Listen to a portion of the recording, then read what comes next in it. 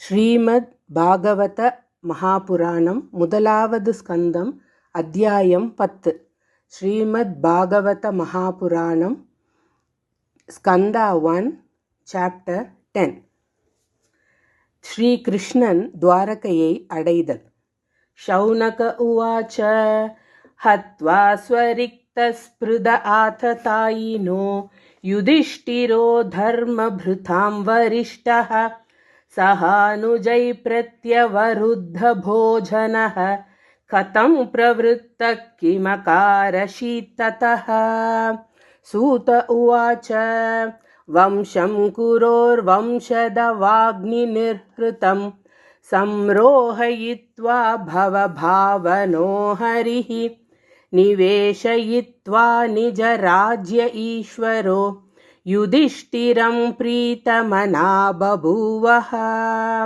ನಿಶಮ್ಯ ಭೀಷ್ಮೋಕ್ತಮತಾಚ್ಯುತೋಕ್ತಂ ಪ್ರವೃತ್ತ ವಿಜ್ಞಾನ ವಿಧೂತ ವಿಭ್ರಮಃ ಶಶಾಶ ಗಾಮಿಂದ್ರ ಇವಾಜಿತಾಶ್ರಯಃ ಪರಿದ್ಯುಪಾಂತಾಮನುಜಾನುವರ್ತಿತಃ. ಕಾಮಂ ವವರ್ಷ ಪರ್ಜನ್ಯಂ ಸರ್ವಕಾಮದುಗಾಮಹಿ ಶಿಶುಷು ಸ್ಮ ವ್ರಜಾನ್ ಘಾವಃ ಪಯಸೋದಸ್ವತೀರ್ಮುಧಾ ನದ್ಯಃ ಸಮುದ್ರಾ ಗಿರಯಃ ಸವನಸ್ಪತಿವೀರುದಃ ಫಲೇಂದ್ಯೋಷಧಯಃ ಸರ್ವಾ ಕಾಮಮನ್ವೃತು ತಸ್ಯ ವೈ. ಆದಯೋ ವ್ಯಾಧಯ ಕ್ಲೇಶ ದೈವಭೂತಾತ್ಮಹೇತವಃ ಅಜಾತಶತ್ರಾವಭವನ್ ಜಂತೂನಾಂ ರಾಜ್ಞಿ ಕರ್ಹಿ ಚೇತ್ ಉಷಿತ್ವಾ ಹಾಸ್ತಿನಪುರೇ ಮಾಸಾನ್ ಕತಿಪಯಾನ್ ಹರಿಃ ಸುಹೃದಾಂ ಚ ವಿಶೋಕಾಯ ಸ್ವಸುಶ್ಚ ಪ್ರಿಯಕಾಮ್ಯಯಾ ಆಮಂತ್ರ್ಯ ಚಾಭ್ಯನುಜ್ಞಾತಃ ಪರಿಷ್ವಜ್ಯಾಭಿವಾದ್ಯತಂ ಆರುರೋಹ ರಥಂ ಕೈಶ್ಚಿತ್ ಪರಿಷ್ವಕ್ತೋಭಿವಾದಿತಃ. ಸುಭದ್ರಾ ದ್ರೌಪದಿ ಕುಂತಿ ವಿರಾಟತನಯಾ ತಥಾ ಗಾಂಧಾರಿ ಧೃತರಾಷ್ಟ್ರಶ್ಚ ಯುಯುತ್ಸುರ್ಗೌತಮೋ ಯಮೌ ವೃಕೋಧರಶ್ಚ ಧೌಮ್ಯಶ್ಚ ಸ್ತ್ರಿಯೋ ಮಧ್ಯಸುತಾಧಯಃ ನ ಸೇಹಿರೇ ವಿಮುಹ್ಯಂತೋ ವಿರಹಂ ಸಾರ್ಗಧನ್ವನಃ ಸತ್ಸಂಗಾನ್ಮುಕ್ತ ದುಸ್ಸಂಗೋ ಹಾತುಂ ನೋತ್ಸಹತೆ ಬುಧಃ ಕೀರ್ತ್ಯಮಾನಂ ಯಶೋ ಯಸ್ಯ ಸಕೃಧಾ ಕರ್ಣ್ಯರೋಚನಂ ತಸ್ಮಿನ್ಯಸ್ತಧಿಯಃ ಪಾರ್ಥ ಸಹೇರನ್ ವಿರಹಂ ಕಥಂ.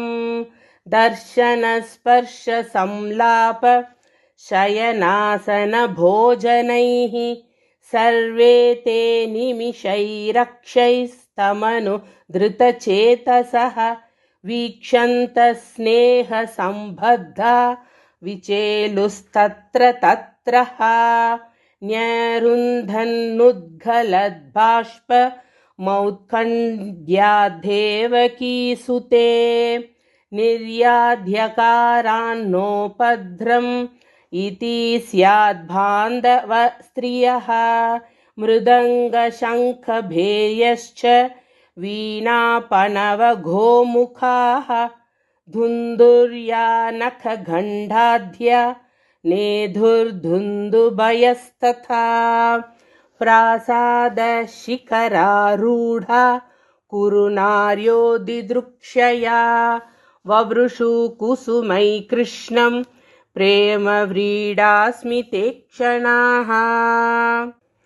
ಸಿತಾತಪತ್ರಂ ಜಗ್ರಾಹ ಮುಕ್ತಾಧಾಮ ವಿಭೂಷಿತಂ ರತ್ನದಂಡಂ ಘುಟಾಕೇಶ ಪ್ರಿಯ ಪ್ರಿಯತಮಸ್ಯಃ ಉದ್ಧವ ಸಾತ್ಯಕಿಶ್ಚೈವ ವ್ಯಜನೆ ಪರಮಾದ್ಭುತೆ ವಿಕೀರ್ಯಮಾನಃ ಕುಸುಮೈರೇಜೆ ಮಧುಪತಿಃ ಪತಿ ಅಶ್ರೂಯಂತಾಸಿಷ ಸತ್ಯಾಸ್ತತ್ರ ತತ್ರ ದ್ವಿಜೇರಿತಾಃ नानुरूपानुरूपाश्च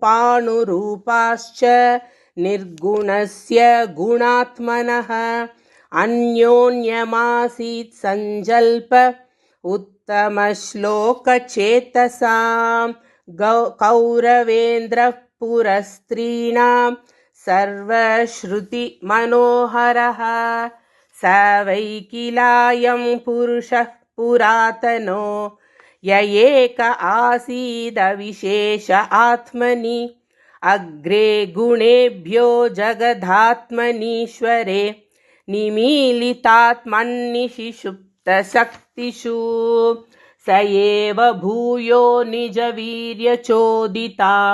स्वजीवमायां प्रकृतिं सिसृक्षतीम् अनामरूपात्मनि रूपनामनि विदित्समानोऽनुससारशास्त्रकृत् स वा अयं यत्पदमत्र सूरयो जितेन्द्रिया निर्जितमातरिस्वनः पश्यन्ति भक्त्युत्कलितामलात्मना नन्वेष सत्वं परिमार्ष्टुमर्हति स वा अयं सख्यनुगीतसत्कतो वेदेषु गुह्येषु च गुह्यवादिभिः य एक ईशो जगतात्मलीलया सृजत्यवत् यत्ति न तत्र सज्जते यदा ह्यधर्मेण तमो धियो नृपा जीवन्ति तत्रैष हि सत्त्वतः किल धत्ते भगं सत्यमृतं दयां यशो भवाय रूपाणि ददत् युगे युगे अहो अलं श्लाघ्यतमं यथोकुलम् अहो अलं पुण्यतमं मधोर्वणं यदेष पुंसां वृषभश्रियपतिः स्वजन्मना सङ्क्रमणेन चाञ्चति अहो पदस्वर्यसस्तिरस्करी कुशस्थली पुण्ययशस्करी भुवः पश्यन्ति नित्यं यदनुग्रहेशितं स्मितावलोकं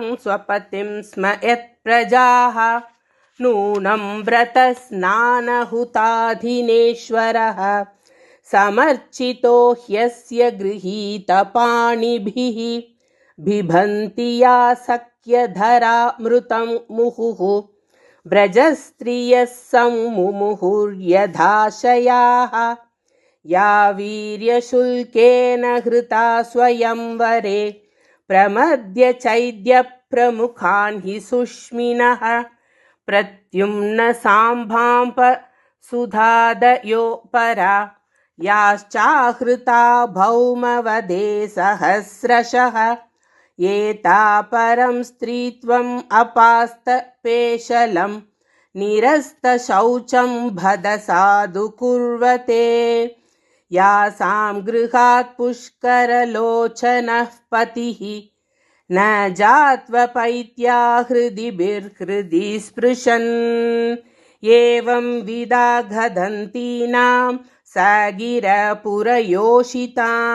निरीक्षणेनाभिनन्दन् सस्मितेन ययौ हरि अजातशत्रुपृतनां गोपीठाय मधुद्विषः परेभ्यः शङ्कितस्नेहात् प्रायुङ्क्त चतुरङ्गिनीम् अथ दुरागधान् शौरिः कौरवान् विरहातुरान् संनिविर्त्य दृढं स्निग्धान् प्रायास्त्वनगरीं प्रियैः कुरुजाङ्कलपाञ्चालान् शूरसेनान् सयामुनान् ब्रह्मावर्तं कुरुक्षेत्रं मत्स्यान् सारस्वतानथ मरुधन्वमतिक्रम्य सौवीराभीरयोपरान् आनर्तान् भार्गवोपाकश्चरान् बाहो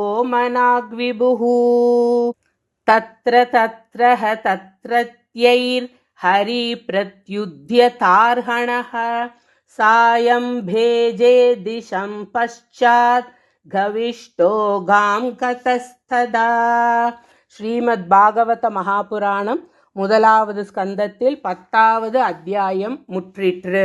கோபிகா ஜீவனஸ்மரணம் கோவிந்தா கோவிந்தா நாராயணா அகில குரு பகவன் நமஸ்தே.